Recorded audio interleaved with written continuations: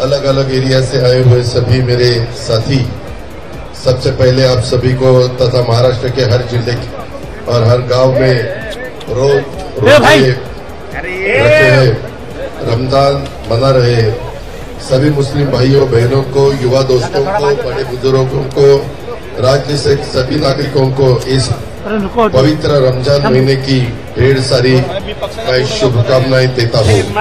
राष्ट्रवादी Congress party द्वारा इस इफ्तार party में उपस्थित आप सभी का तहे दिल से मैं स्वागत करता हूँ। रमजान का ये पवित्र महीना आपके जीवन में सुख, शांति और खुशियाँ लाए। अल्लाह ईश्वर आपको शक्ति दे और आपकी सभी मनोकामनाएं पूरी करे। आप सभी को ढेर सारी शुभकामनाएं देता हूँ।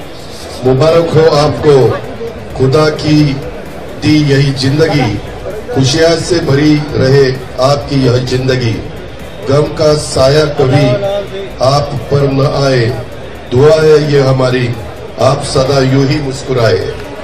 समाज में एकता, समता, त्याग, समर्पण, भाईचारा की भावना निर्माण करने वाला यह पवित्र महीना है। रमजान केवल एक धर्म तक सीमित नहीं है, बल्कि यह मानवता, एकता, त्याग और भाईचारों के संदेश देता है।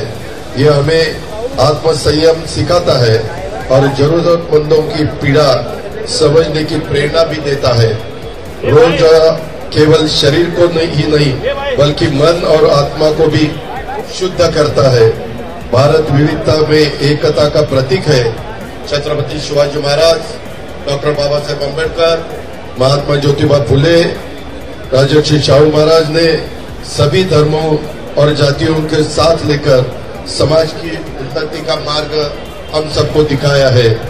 हमें इसी विरासत को आगे बढ़ाना है और किसी भी तरह की समाज विभाजन की ताकतों के बहकावे में न आना है।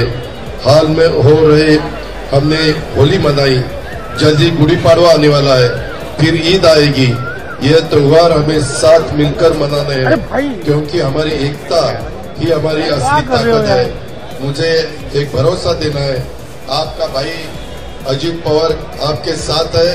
हमारी मुस्लिम भाई बहनों को जो भी आंखें दिखाएगा, दो गुटों में झगड़ा लगाकर अमन शांति को भंग करेगा और कानून को अपने साथ में लेने की बात करेगा, तो वो कोई भी हो, उसे किसी भी कीमत पर बख्शा नहीं जाएगा, माफ नहीं किया जाएगा।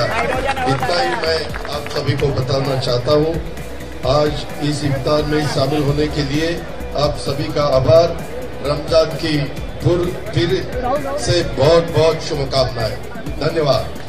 बहुत बहुत शुक्रिया।